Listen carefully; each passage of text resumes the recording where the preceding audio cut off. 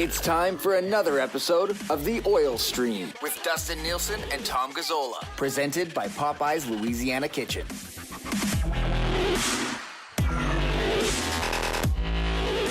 Hello, everyone, and welcome to another episode of The Oil Stream. Nielsen and Gazzola with you, and it is the end of February, and we are live at the Capilano Boston Pizza. This is the second time we've actually been back here, which is the first time that somebody's invited us back. So this is actually where it all started, at this very table. And guess who else is here that was here the first time? Your mom. Eva G. Your mom. Tommy's mom is here. She's brought and friends and your dad. Yeah. Norman at Combine's here. Bison Mess guy is here. Jammer's here. Pizza guy Justin popped by, and actually a pretty good crowd. And why not? It's a wild and crazy day in the land of the Edmonton Oilers, and we're going to get to that as we work our way through this episode. And hey, if you're watching on Twitter, make sure you subscribe to the podcast. Just search The Oil Stream on all your podcasting platforms. And man, lucky we had this day planned Tuesday because things have all broken loose. As always, though, The Oil Stream is brought to you by our wonderful partners at Popeye's Louisiana Kitchen. Check out that blackened chicken sandwich that they've got over there. And we are at Boston Pizza here today. Capilano location. Once again, thank you very much for having us back. Tommy, it's been a wild and crazy day, hasn't it? I'm exhausted, dude. I'm not gonna lie to you. Like post game last night, obviously that was a really entertaining game. They fall 3-2. A couple of mistakes defensively cost them. Bruins such a good team. Post game gets a little snippy at the very end. Cass getting into it with a texter defending Jesse. Yeah. Cass was defending Jesse, or the texter was? The texter was defending Jesse. And what was the deal last night? He only played like 6 minutes. Really quickly, I know he only played 6 minutes, and that was the issue. And it was that I believe the text started out. This is how it all started. Was can someone explain to me why one guy, Jesse, plays only 6 minutes, and then the other guy, Yamo, plays 18 or 19? Sounds like something I would have said. Right? Okay. Yeah. So I looked at that, and I'm like, okay, let's just say why. And I started off, I'm like, Cass, I'm going to give you the chance to do the player's perspective. I'm just going to tell you what I know. It's because the coaching staff trusts Yamo more than they do Jesse. Yeah. Right? Simple as that. That's why the minute differential is there. And then, on top of that, Draisaitl, McDavid, they don't mind playing with Yamamoto. Yeah. Jesse, different story. And so I said that, and then Cass got into it, and he explained things from a player's point of view, and this one texter just started teeing off. And Cass was reading the text line as he was going along, and they just went back and forth. Oh, Cass was firing back? No, he was. As the texts were coming in, he's reading them on the air, and he's firing back. And it got a little rowdy at the end after what was an entertaining game. We talked about the loss, and then boom. We have the JP Yamamoto debate, and then today, JP gets ready. No debate anymore. I mean, we might as well start there because we're already there. I mean, there's bigger news to get to, but we're already there on Jesse Puljujärvi. Just separately, Yamamoto needs to play better. I think that's fair enough. Simple, yes. Yeah, you're going to play 19, 20 minutes a night. You're going to have to do something. Yeah. And he is still getting back up to speed, so I'll give him a little bit of it. But I mean, he's got 9 goals in the last 68 games. Yeah. So he's been pretty shitty lately offensively. Now, Jesse Puljujärvi moved out today basically in a cash dump. I mean, they clear up the space on the salary, which does allow them to pull the trigger on something more significant a little bit later on. As the Jesse Puljujärvi guy in the city, I wasn't sad when it happened. It was almost like this freaking insane sense of relief. Really? Like I don't have to have this stupid conversation anymore, which is nice. I mean, I want to see him go somewhere else. Maybe it doesn't work. Maybe it does. Sure. I will say this, though. He couldn't go to a better spot. I mean, now, opportunity-wise, maybe there's some shittier teams you can go play on and get some more time. But he goes to a legitimate Stanley Cup contender that has 3 young Finnish forwards. He's probably, even if he plays on the 4th line, he's going to be playing with Paul Stastny. I know. Which certainly helps as well. I don't think he could have landed in a better spot. So good for him. The Oilers clear up the cap space. Good for them. We can debate where did it go wrong this time, that time, team, him, whatever. There's a lot of blame to go around. Yeah. It had to end. It finally does. And I think in the end it ends pretty well for both sides, really. Well, the Oilers get valuable cap space, which they obviously utilized, and then the fresh start. And that was a term that popped up a bunch of times, not only in Ken Holland's press conference, but Jay Woodcroft mentioned it too. Fresh start, a term that we used many times. This guy's been fresh start for like 4 years. Yeah, well, I mean, I remember Jesse saying fresh start to me literally at a bar watching basketball when the Raptors were in the final. And now he's got his fresh start. Listen, there's going to be postmortems. There's going to be fan blogs that are going to rip the media and tell us why the Oilers management screwed it up. And that's fine. That's part of the game. But at the end, like, Jesse got a $3 million contract, and he wasn't playing to a $3 million level. And, yes, his confidence was completely shot. It's just inevitable. They were trying to move him for the entirety of the season, especially in the offseason, at the draft, and finally came to a head today, and now that saga's over. So, I mean, Dusty, a lot of people were asking about you at the rink after the Ken Holland availability, wondering how you were handling it. Those people asking were probably the reason I don't go to the rink anymore. Well, I have no comment when it comes to that portion of things. But it's good that this is over. And the debate, it'll certainly linger on, and I'm sure the fans will rip into it. But good luck to him, honestly. Like, he's going to get that fresh start, and let's see what a clean slate mentally does for the guy, and maybe he could become a good NHL player. It can't be a coincidence that an organization that relies heavily on analytics is the team that got him. Low Tide, right. pretty much every day Low Tide came in to the studio for like the last 3 weeks. He's like, Dusty, by the offseason, he's going to end up in Carolina, and they're going to sign him to a $1.2 million deal, and he's going to score 12 goals and 32 points a year.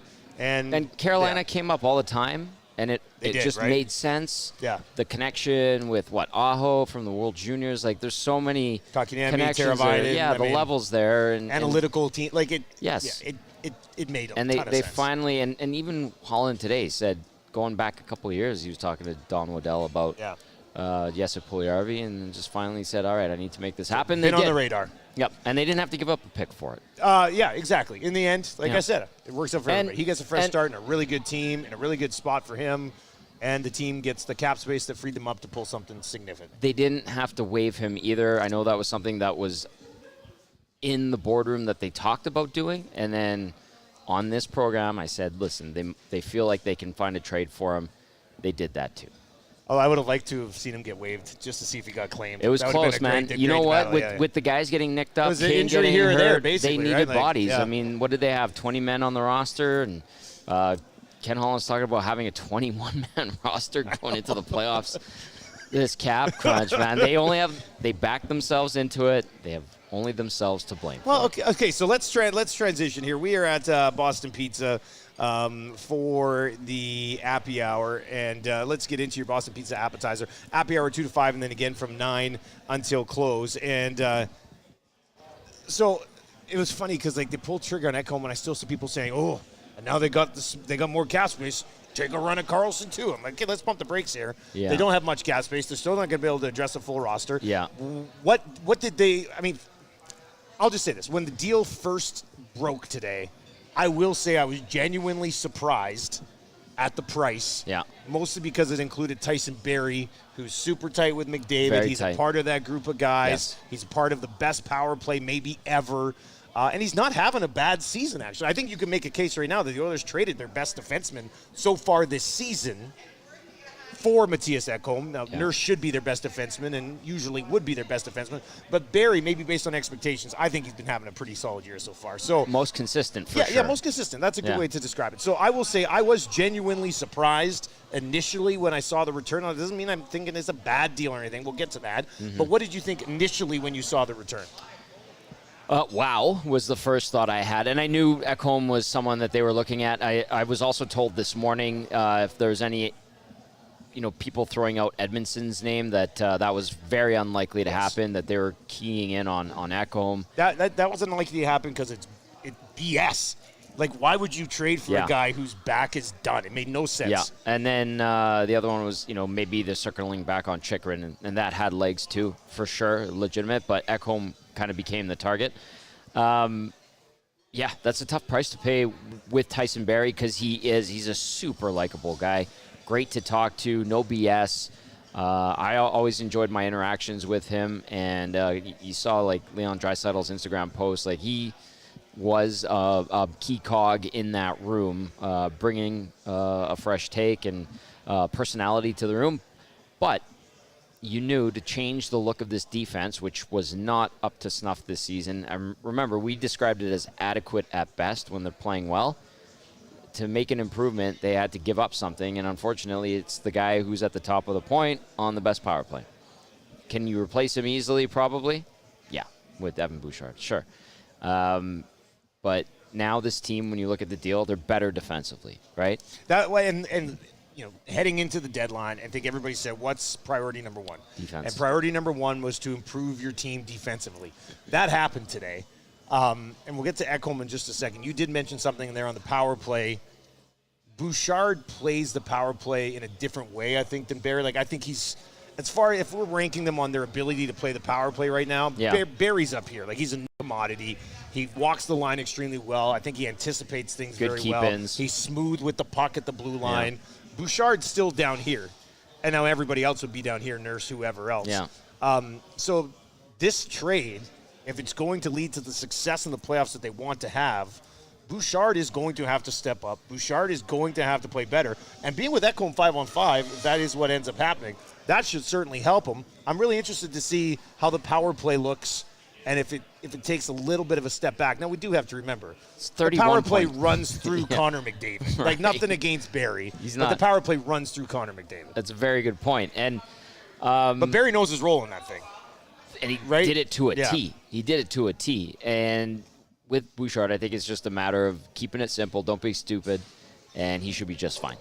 Get pucks through when he can, but you're distributing to either Draisaitl on the one side or McDavid on the other side, and sometimes Nugent-Hopkins.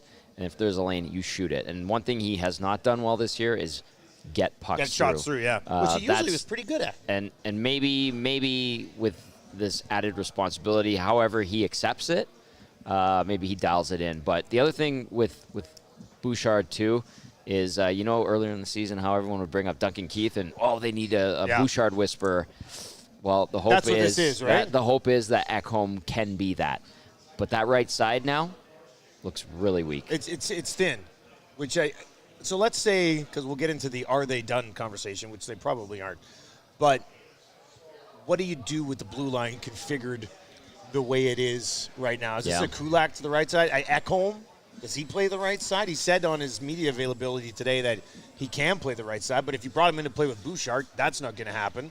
I don't think you're just going to run Desharnais and then rotate Kulak and Broberg in, unless Kulak, as a veteran, skates well, kind of rotates on both sides, and they try to work those three guys in. I feel like that's really the only option right now. I was thinking about that today, and I'm like, I don't think they're making Desharnais a full-time, everyday guy and going back to 12-6. Like, this 11-7 thing is working. It changes up the matchups for the forward units. It makes it tougher for the opposition coaches, right? I think you want Broberg in the lineup to learn from Ekholm as well. And he's been better, too. Yeah. So this might be Dave Manson doing what Jay Woodcroft is with the forwards, but now he's doing it with the blue liners. Like, everything is scramble mode, and if he has a feel for something, he's putting two guys out there together, trying to utilize whoever's on the right side, depending on PK assignments, power play assignments. Like, it might be a scramble on defense just as much as it is on forward when Jay Woodcroft's just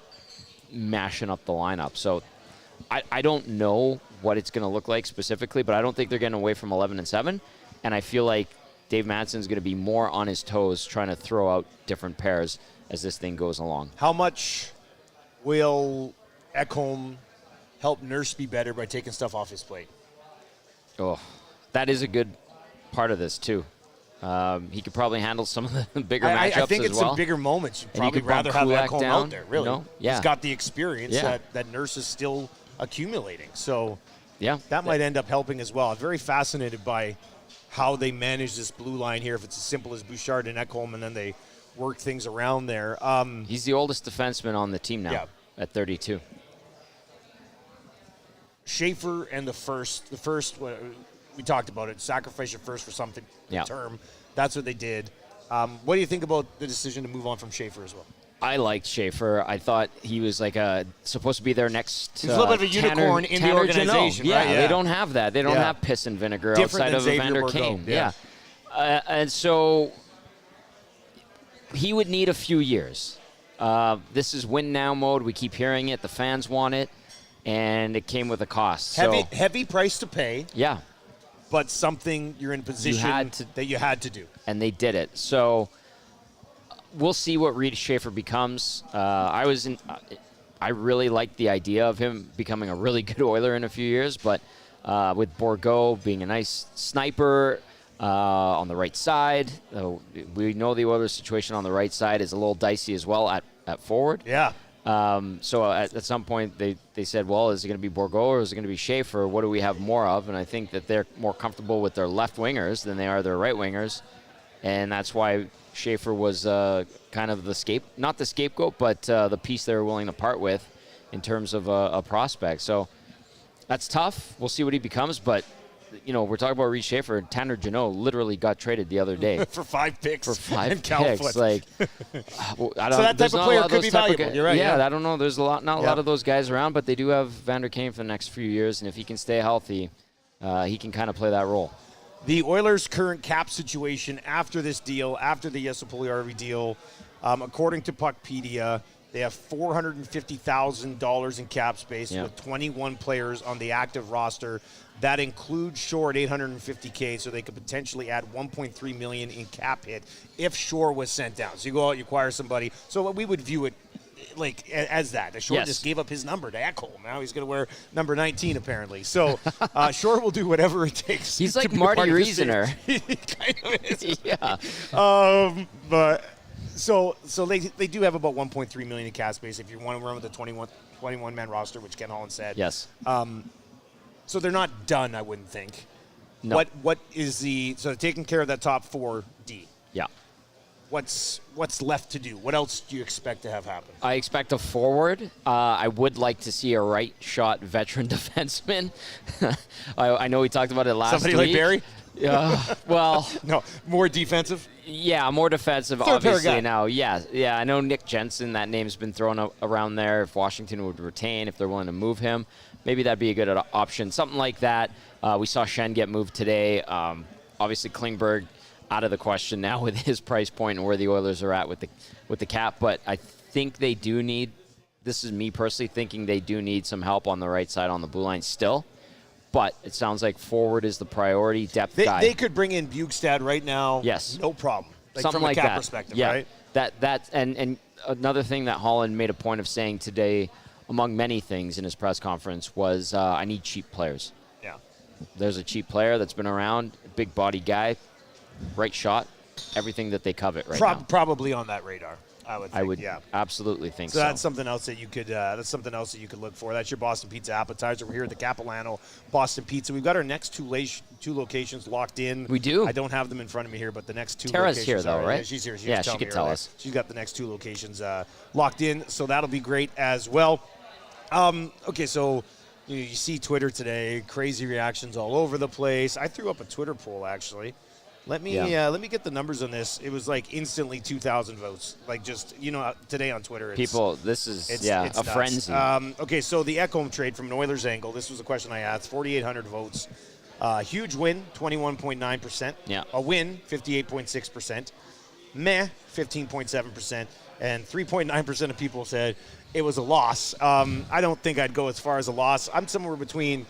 I'm probably in that win area with a little bit of meh, just because I'm surprised that they moved Tyson Barrie. Yeah. Where would you have them in the West right now after these two trades, knowing that there's still a couple of days to go? Where would I put them?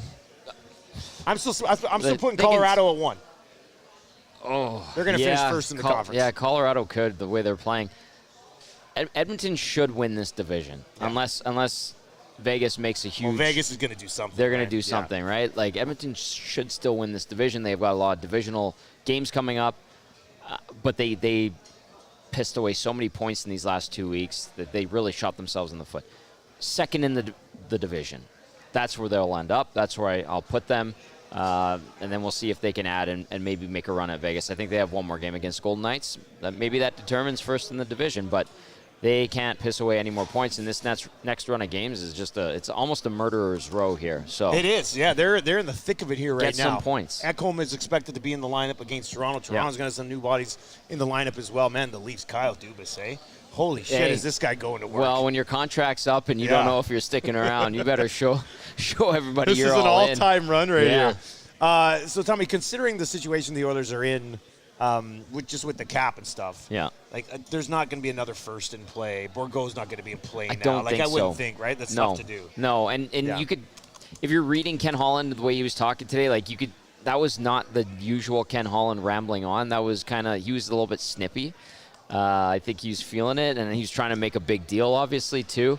So I don't think they're going to move anything monumental in the next few days here, and minor tweak here or there to address some needs or some concerns if they can.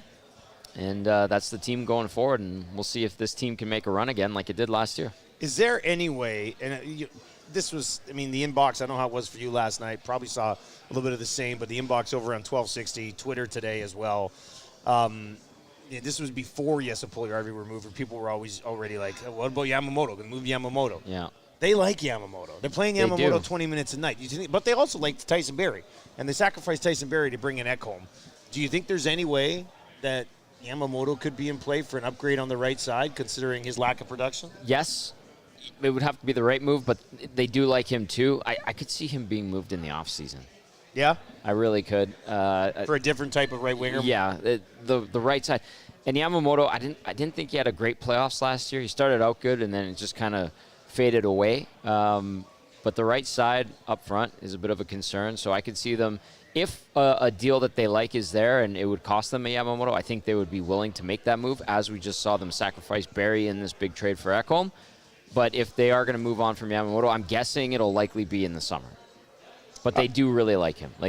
And obviously, going back to the conversation we had earlier at the start of the show, they trust him and have a lot of value in him. The coaching staff does, and so too do his teammates. All right, let's dive into inside the numbers for CoolBet Canada. Sign up for an account today at CoolBet. Use the code 2 guys, number 2 in the word guys, when you sign up for an account there.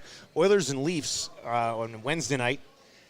You can already go bet on it at CoolBet. The Oilers right now are a plus 111 home underdog against the Toronto Maple Leafs. Maple Leafs minus 131. The total in this game, 6.5. This is a Jack Campbell start. I think he was in the starters net. They were in the downtown community arena today, so I couldn't tell for sure. The DCA. They call it the DCA. And from the side he was working on, I think that's the starters net. It makes sense. He needs to be better. Straight up. Think? Frick, man. Some of these goals he's letting in, it looks like Jack Campbell from November. You could not start Jack Campbell in a playoff game right now.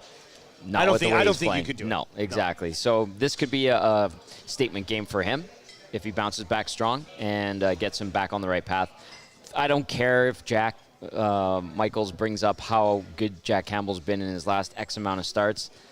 That boy needs to make some saves. Yeah, look, I'll just say his last X amount of starts have sucked. Yeah. They've given up they've scored 18 goals in his last 4 starts and haven't won. He's lost all 4. How's that even possible? Yeah. How's that physically possible? Yeah. So he needs to be better. So interested to see how it plays out against the Toronto Maple Leafs. Speaking of practice, Leon Draisaitl. Take me through that. What happened there today? Okay, so after with the Ken Holland thing, we went to the downtown community arena because the Oil Kings were playing hockey hooky. Ooh, so they got pumped. Yeah, That's they did. tough. Winnipeg's a good team, but it was such a busy building, and thank God the Leafs weren't there and stayed in Seattle, because it would have been even more of a circus with everything going on. So we went right from Ken Holland's press conference to the downtown community arena, sitting there with Cam Moon and Reed Wilkins, and we're watching casually. 2 great guys. Great. Oh man, what a great seat. Excellent setup. And I just, Draisaitl's going through. I'm looking down at the Jack Campbell side, and Draisaitl taking a shot on Skinner, and I looked and I'm like, why is he still sitting there? Like, is he joking around with, sometimes they joke around. Is he joking around with Stu Skinner? No, he was like hunched over, really slow to get up, laboring, and then the drills are still going, and I'm watching him like skate to the bench hunched over, and he's holding his side. I'm like, What's that? Is that an oblique? Where's your obliques? I don't know. This is a CoolBet shirt, by the way. So like somewhere around here, I'm right? Google I think right that's now. the Where's oblique. your oblique? Yeah, and it was a slow skate over to the bench, I finally got my phone out. I start videoing it. Yeah. Smack dab in the obliques. That could be it. I'm not a doctor or an athletic therapist. And then if you watch the video that I tweeted out, he's sitting by the bench. Donovan Orr, one of the athletic therapists, is looking at him, talking to him. Then he like really slowly goes onto the bench, sits down, clearly in pain. Finally, TD Forrest, the head AT, comes in, talks to Leon for about 30 seconds, and convinces Leon, that's it, your practice is over. And he left about 10, 15 minutes early. Jay Woodcroft, when we talked to him after, said, I just saw him in the room. He looked fine. Smokescreen, Jay's known to do that. Weird for an injury like that just to pop up, right? Leon is, listen, he's a stubborn, big boy. He's tough, plays through crap like we saw in the playoffs. For him to be laboring like that, knowing him these last 8 or 9 years, that's not normal. That is not normal. It's a concern. And so we'll see what happens or where he's at. Well, that would throw a wrench into things, wouldn't it? Man, yeah, great timing, right? We'll see. I mean, I'm sure he'll play tomorrow, and bumps and bruises. There's other guys dealing with some stuff too, but yeah, that was not good. I can't speculate. Maybe it's an oblique, but that's tough. What do you think happens against the Leafs Wednesday? Leafs are a good team, man. They're a good team. They got new guys in there. Maybe Oilers got a new guy coming in. Maybe they win tomorrow. And then they lose when they go to Toronto. How does that sound? That could be the case. Yeah. I think a split coming against Winnipeg, too. I can see a get split. some Home and home points. split against Winnipeg, Get some right? points. Yeah, they're Just in the business. survive and get some points. Yeah, so that's something that they got to do. We're here at Boston Pizza. Tommy, what are you going to get? What are you going to get? A little bite to eat tonight? I don't know. I'm kind of hungry. Do I go with like I'm a little hungry. teriyaki chicken wrap? Thai Do I chicken get some bites. pasta? Thai chicken bites are delicious. Quesadilla, maybe. If they can't make me a smoked ham and chicken stromboli here, I'm going to go with the Thai chicken bites. Yeah. I can't handle a brute. I mean, you couldn't even eat a whole brute last week. No, you I had to have half that. of it I in had the to bring fridge. a brute home. So many options. Yeah, no, the brute is delicious though. I will have another. That is good. Yeah. Social cheers, spark buddy. with it. Here's Cheers. to over under 1.5 trades between now and deadline day. For the orders? Yeah. Under. So one more, maybe. I'd just say one more. One more. Yeah, I could be wrong. Now that they made these two moves I think today, one more is reasonable. right? Because last week I said it would be over. They made two today. I'll put them at under. Maybe they're relatively quiet. I'm told now it's quiet, but you know what? Once you get to the deadline, you get antsy. Something could shake loose, and I think something will. Tommy, will you do a toast with me for Jesse Puljujärvi? A toast onto a different pasture. I don't want to say greener pastures because you never know. Different pastures. But onto different pastures for Jesse Puljujärvi. Yes, great guy, and tremendously skilled. It's too bad it didn't work out here for Jesse, and best of luck to him. Congratulations on his 2023 Stanley Cup championship with the Carolina Hurricanes. That take is hot. Oil Stream brought to you by Popeye's Louisiana Kitchen. I'm going to try that blackened burger on the blackened chicken sandwich on the episode. Well, actually, we're in the station on Friday. Yes, I'm we are. I'm going to get Furby. Are you in our F1 league? I With am. Gager? I don't know why I am, but he keeps Furby's in messaging now me. from Popeyes. Furby's yeah, he in. can have my spot. I don't care. My No, team Eric's sucks. trying to give him his spot, but I'm just letting him in anyway. Me and Eric are on the same wavelength I'm going to there. have Furby deliver some Popeyes. We had Popeyes last year, didn't we? Yeah, I think Gregor got it. Yeah. This year, Dusty gets it. Oh, baby. Yeah, I'm going to make the call on that around 11 o'clock. It's going to be I'm not going to lie to terrific. you. Trade deadline at the station is a hell of a lot of fun. It is fun, right? And it's a game day, too. Are you until 2? I'm you're full- there. Yeah, I'm full only there pull. till noon. 6 Yeah, to noon. I'm so there till 2. That'll be good. Thank you to the folks here at Capilano Boston Pizza for having us. Great time. Good Tuesday night turnout. crowd here at the BP's Lounge, which is really nice to see. If you want to watch the game on Wednesday against the Leafs, you don't got tickets to the game. Heck, there's a Boston Pizza kitty corner from Rogers Place or any of the Boston Pizza Lounge. Pop in. We gotta get to that downtown location. I thought we were going to. At I some don't know point. what's going on with that downtown At some location. point, we will. Downtown Boston Pizza. Why can't we come there? Please. What's going on there? All right, Tommy, get us out of here, buddy. All right. Be sure to like, share, subscribe, smash that thumbs up button. Thanks for tuning in. We'll see you on Friday. We'll do something Friday. Oh, yeah. Yeah, we'll late be doing Friday. something We'll do Friday something for Friday. sure. From the station, perhaps. Well, no, I got to do a CTV hit. Oh. Oh, yeah, maybe from the station. Anyway, up to you. We'll talk to you Friday. We'll see you on See ya. Friday.